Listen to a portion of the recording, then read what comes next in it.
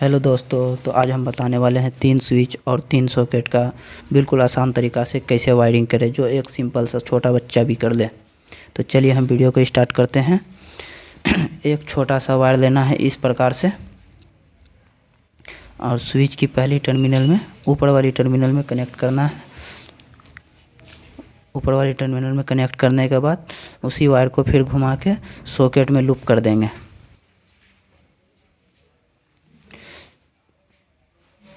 इस प्रकार से लूप कर देना है। चलिए ये लूप हो गया। लूपिंग करने के बाद ये स्विच से ये सॉकेट में लूप कर देना है, ये स्विच से ये सॉकेट में लूप कर देना है, ये स्विच से ये सॉकेट में लूप कर देना है। इस प्रकार से करना है। तो फिर से एक वायर से इस तरह का लेना है, एक छोटा सा, इतना छोटा सा वायर कट करके अपने से ले लेना है। उसके बाद स्विच की ऊपर वाली टर्मिनल में कनेक्ट करना है। चलिए इस प्रकार से ऊपर वाली टर्मिनल में कनेक्ट करने के बाद उसको सॉकेट में फिर से लूप कर देना है, उसके बगल वाली सॉकेट में।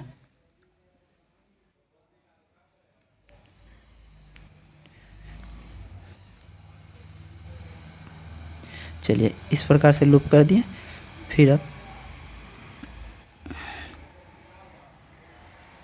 चलिए ये लूप हो गया। फिर से एक वायर लेना है इस प्रकार का। उसके बाद तीसरी स्विच के ऊपर टर्मिनल में कनेक्ट करना है। चलिए इस प्रकार से तीसरी स्विच के ऊपर वाली टर्मिनल में कनेक्ट करना है।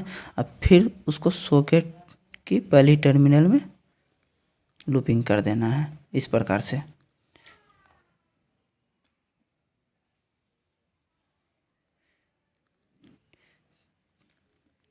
चलिए तीनों स्विच तीनों सॉकेट से लूप हो चुका है। ये स्विच से ये सॉकेट हो गया, ये स्विच से ये सॉकेट हो गया, ये स्विच से ये सॉकेट हो गया। ये तीनों कंप्लीट हो गया लूपिंग वाला। अब लेते हैं एक वायर,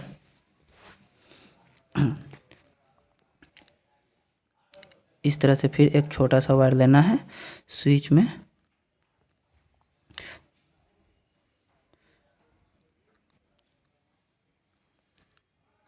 स्विच की नीचे वाली टर्मिनल में इस प्रकार से कनेक्ट कर देना है। फिर एक छोटा सा वायर लेना है इतने बड़ा। चलिए फिर एक वायर ऐसा लेना है, इस प्रकार से मोड़ के फिर दूसरी स्विच की नीचे वाली टर्मिनल में कनेक्ट करना है। इस तरह से जोड़ के स्विच की नीचे वाली टर्मिनल में फिर से कनेक्ट करना है।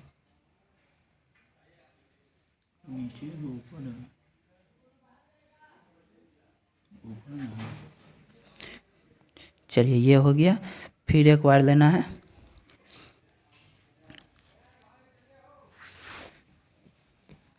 फिर एक वायर ले करके इस तरह से कनेक्ट करना है। कनेक्ट करने के बाद जो फर्स्ट वाली स्विच थी उसके नीचे वाले टर्मिनल में कनेक्ट कर देना है इस तरह से। चलिए इस प्रकार से कनेक्ट हो चुके हैं।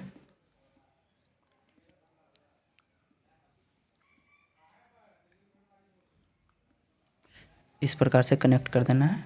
कनेक्ट करने के बाद फेज का काम मेरा ये हो गया। अब न्यूट्रल का काम करना है। तो एक वायर लेना है। चलिए इस प्रकार से छील लेना है एक कटर की सहायता से। और सॉकेट की दूसरी टर्मिनल में कनेक्ट करना है न्यूट्रल।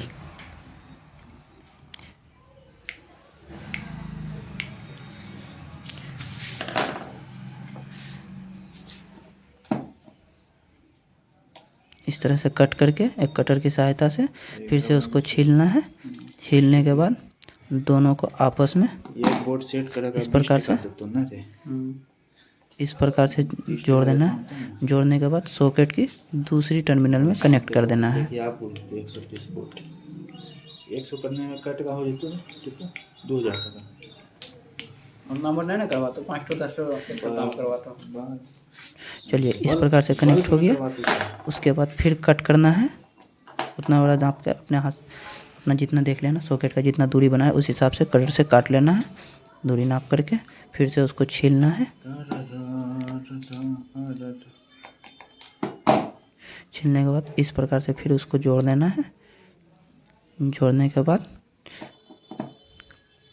ज़्यादा अगर बड़ा छिला जाए तो उसको कट कर लेना है, अगर नहीं तो फिर उसी प्रकार से कनेक्ट कर देना है। चलिए, इस प्रकार से कनेक्ट करने के बाद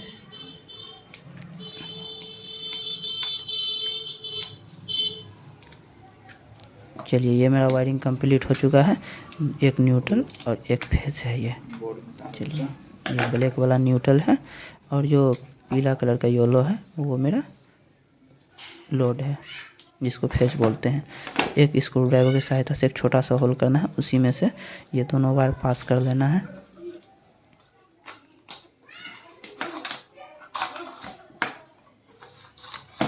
चलिए, पास कर दिया। अब इसको हम फिटिंग कर देते हैं।